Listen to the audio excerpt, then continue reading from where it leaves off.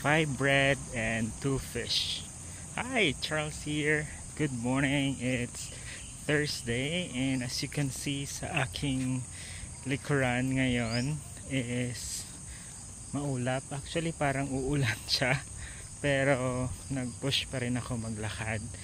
So, ayun, good luck for today. Kung ano man yung mga gagawin nyo, magdala kayong payong or anything that would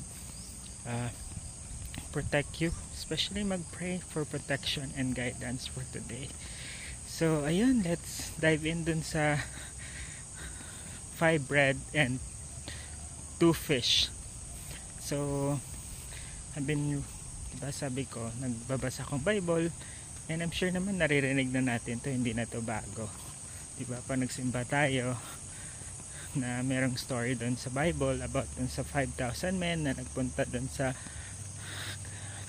kay Jesus para makinig sa kanya and para magdadapit hapon na yon. So sabi ng isa sa mga disipulo is parang pauwiin na natin sila, Jesus, kasi liblib na lugar to, so wala silang makain. So sabi ni Jesus, tingnan mo nga kung ilang tinapay meron tayo dyan at ilang isda. So ayun, meron nga 5 tinapay at 2 isda. Sabi niya, pamigay mo, paghati-hatiin mo yon. So imagine, that's 5,000 na tao sa 5 tinapay at 2 isda.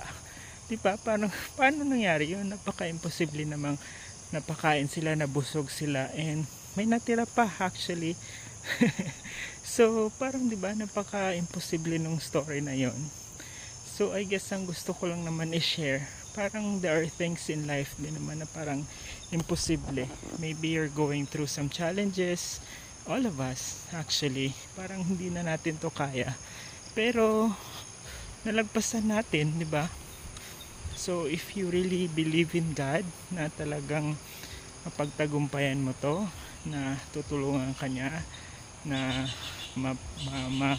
malagpasan ng mga pagsubok na to, you just have to be faithful and trust in Him. So I guess yun lang, ang ganda lang ng story na yon. And meron pa akong binasa kanina actually about dun naman sa paglalakad ni Jesus for dun sa tubig, but tomorrow na yon. For now yun muna. Good luck, anyong, happy Thursday, ingat, God bless, mama.